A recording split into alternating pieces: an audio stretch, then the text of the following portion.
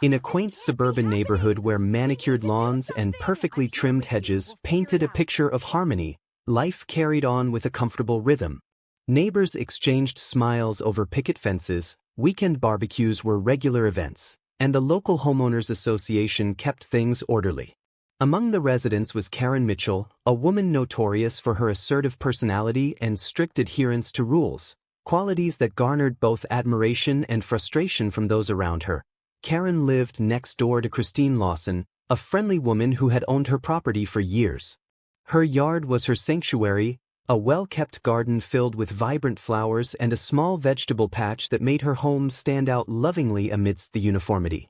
Despite occasional disagreements over trivial HOA rules, Christine and Karen maintained a polite, if somewhat distant, neighborly relationship. One spring morning, however, the calm veneer of the neighborhood began to crack. Christine noticed something was wrong when a stranger appeared at her doorstep asking about the property. Confused and alarmed, she quickly checked her mailbox and found a flyer advertising her yard for sale. The flyer featured vibrant pictures of her garden and detailed descriptions highlighting the property's worth and ideal features for potential buyers. Shock rippled through Christine's mind. She had never listed her property for sale, nor had she discussed the idea with anyone.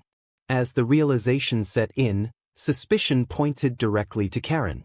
Neighbors had whispered over time about how Karen exercised excessive control over community matters, and now Christine feared this power might be spilling into personal vendettas. Word spread quickly across the block. The flyer caused a stir among residents. Some were outraged at the audacity, others perplexed by the legal implications. The HOA board received multiple inquiries, and whispers of scandal began to thread through community meetings. Christine, determined to protect her home and reputation, started digging into the situation. She reached out to local real estate agents and legal advisors, seeking advice on how to address the unpermitted sale of her property. She learned that such an act was not merely unethical but potentially illegal, involving fraud and misrepresentation. As the days passed, Karen's intentions became increasingly clear. Additional flyers appeared, and online listings surfaced with Christine's yard marked as available for purchase. The situation escalated beyond a neighborly dispute, drawing attention from the broader community and even local news outlets. With mounting pressure, Christine prepared to confront the community, her neighbors, and most directly, Karen. The underlying tension, once simmering, now boiled over, threatening to shatter the peaceful suburban life everyone treasured. As the neighborhood braced for the confrontation, the question lingered. What had driven Karen to commit such a brazen act? And what consequences would unfold as the truth came to light? The storm that began with a simple piece of paper was only just beginning to rage. The community's patience tested, allegiances challenged, and justice sought. The story was far from over. The neighborhood felt the ripple effects of the scandal as more residents became aware of the unexpected property sale attempt. During the HOA's monthly meeting, what was once a routine gathering transformed into an intense forum filled with heated exchanges and emotional appeals. Concerned homeowners voiced anger and disbelief about Karen's actions, fearing the consequences for the community's reputation and property values. Many questioned how the HOA had allowed such misconduct to flourish unnoticed. The board members, caught off guard, pledged to investigate immediately. They reviewed HOA bylaws, property deeds, and community guidelines, but the legalities of a property being falsely listed extended beyond their normal scope. Nevertheless, the board wrote a stern letter to Karen, demanding an immediate cease to the listings and an explanation. Meanwhile, Christine felt the weight of uncertainty and invasion of privacy. She documented every flyer, email, and online listing, preparing evidence for potential legal action. Her concerns grew as curious neighbors and strangers began showing up at her home, asking questions or viewing the so-called property for sale. What once was her sanctuary now felt like a public spectacle. Behind the scenes, Karen maintained a silent posture, refusing direct contact but spreading vague messages hinting at justifications related to community improvements and correcting wrongs. Her friends and allies whispered about a vendetta against Christine for previous disagreements over minor HOA rules, but many were skeptical of these excuses. To address the escalating crisis, The HOA engaged legal counsel with expertise in property law and HOA governance. The legal team confirmed that Karen's actions were not only a breach of personal boundaries but could constitute real estate fraud, a serious offense with potential criminal implications. This intensified the urgency to resolve the matter swiftly. The news of the fraudulent property listing caught the attention of local media outlets. Reports framed the story as a cautionary tale about neighborhood disputes turning dangerously personal and complex, drawing public interest and further scrutinizing the HOA's ability to manage conflicts internally. As tension mounted, several neighbors organized a community meeting separate from the HOA to voice support for Christine and to call for stronger measures against such misconduct.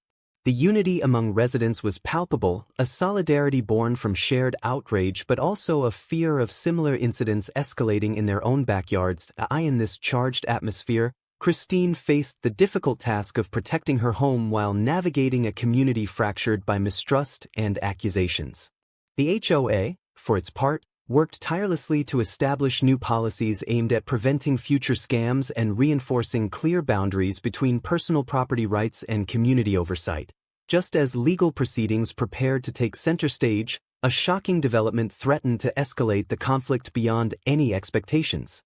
The delicate balance of the neighborhood was shattered further when Christine's legal team uncovered alarming evidence: forged documents linked to the property sale. These falsified papers purported to give Karen the authority to list the neighbor's yard, complete with forged signatures and fabricated approvals from supposed HOA officials. It became clear that Karen's attempt to sell Christine's property was far more sinister and meticulously planned than anyone had anticipated. This revelation sent shockwaves through the community and legal circles alike. The HOA board scrambled to validate their own records and discovered that Karen had managed to hack email exchanges and manipulate digital approvals, painting a web of deceit that raised questions about the HOA's digital security. This breach intensified fears of more widespread fraud and undermined homeowner trust in the association's governance. Christine, already under immense stress due to the invasion of her privacy and the threat to her home, now found herself at the core of a complicated legal war. Her legal team filed formal complaints with the local authorities, seeking criminal investigation into forgery and fraud. Meanwhile, Karen's silence turned into aggressive legal tactics, including attempts to discredit Christine and intimidate witnesses with cease and desist letters and frivolous lawsuits aimed at stalling the investigation. As news of the forged documents spread through online HOA drama forums and social media channels, the story gained viral traction. Viewers were captivated not only by the audacity of the scam but the stark contrast between the peaceful neighborhood image and the chaotic uncovering of lies and manipulation. Karen's reputation plummeted as social media posts criticized her actions and questioned her motives relentlessly. In the midst of this turmoil, neighbors found themselves divided. Some still supported Karen, convinced that she was a victim of a scandalous smear campaign. Others rallied firmly behind Christine, organizing watch groups and petitioning for more stringent HOA oversight. The neighborhood had become a battleground, the lines clear yet emotionally charged. One particularly tense moment came during an emergency HOA meeting called to address the crisis. Emotions ran high as neighbors confronted the reality of betrayal within their quiet streets. The HOA board, facing mounting backlash, announced plans to overhaul their internal communication systems and adopt strict verification processes to prevent similar fraud. They also committed to cooperating fully with law enforcement investigations. Christine's personal life was deeply affected as well. The constant intrusions, legal pressures, and public scrutiny strained her relationships and tested her resilience. But her determination to fight for her property and principle only grew stronger. Karen's strategy grew desperate. Reports emerged that she had begun selling rumors, making unsubstantiated accusations against Christine, and attempting to frame her as responsible for HOA discord.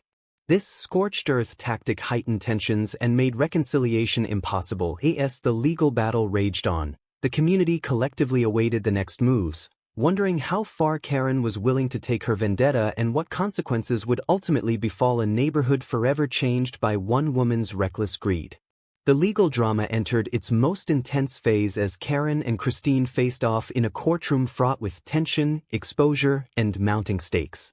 The fraud and forgery allegations had escalated into multiple lawsuits, dragging both parties deeper into a maelstrom of legal wrangling, emotional turmoil, and community scrutiny.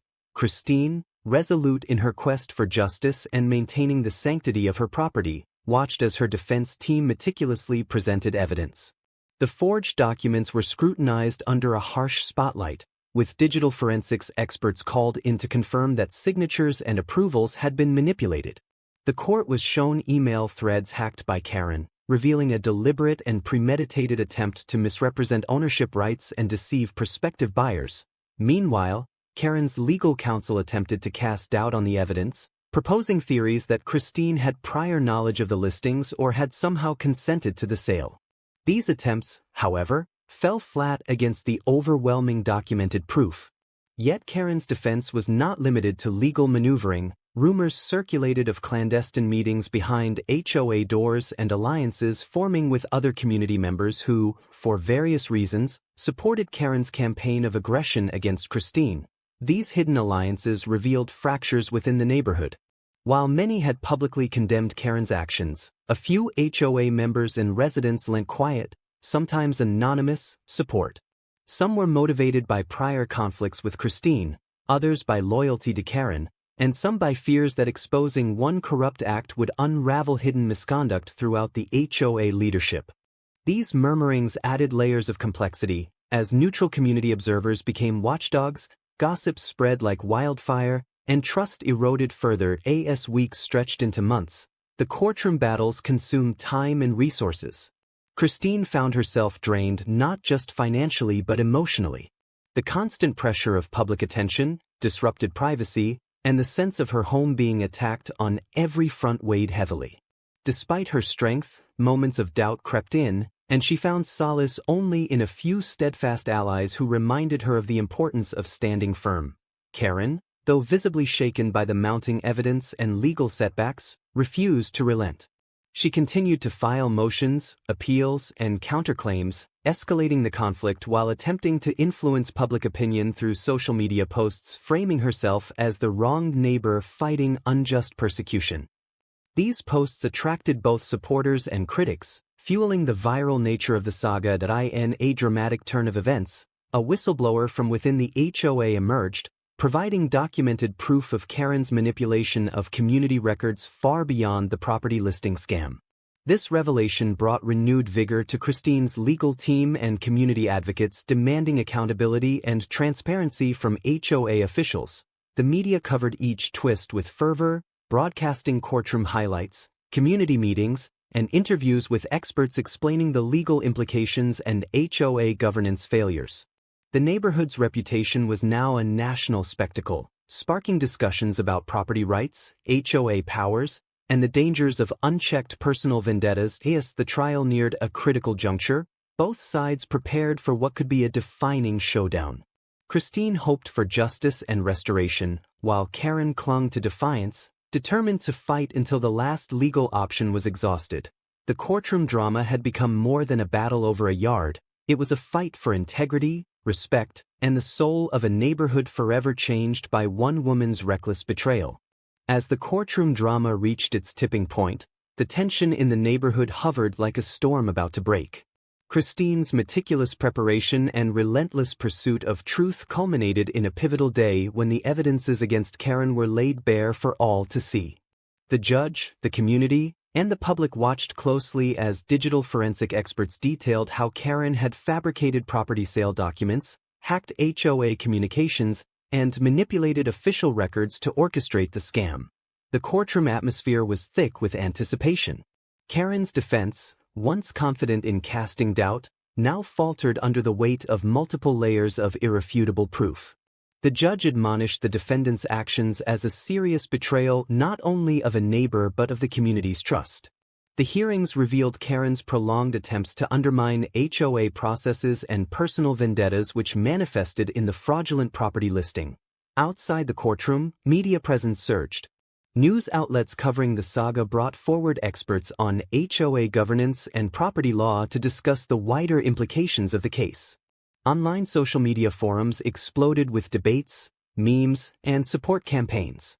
The neighborhood, once fractured and uncertain, began to unite in solidarity around Christine, recognizing her fight as one to protect not just her own home but the integrity of their community. In a significant move, the HOA board publicly distanced themselves from Karen.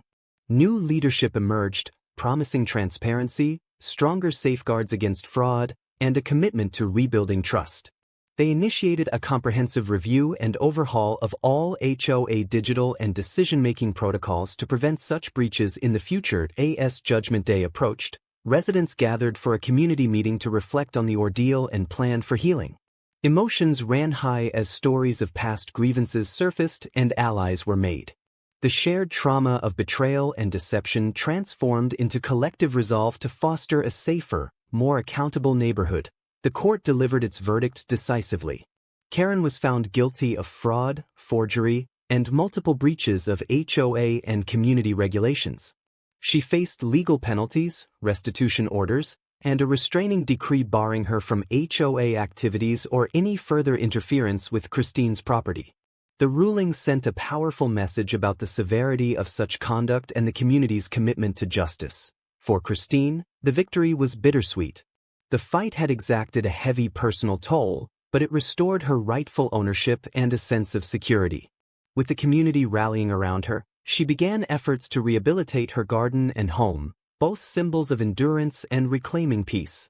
The neighborhood's experience became a landmark story on HOA disputes and Karen culture gone too far. It sparked wider discussions across communities nationwide about boundaries, respect, and the need for transparent governance to protect against internal abuses. As life slowly returned to normal, the legacy of the property scam remained a cautionary tale, a stark reminder that beneath the surface of idyllic streets, vigilance and community spirit are ever needed to safeguard what truly matters: trust, respect, and home.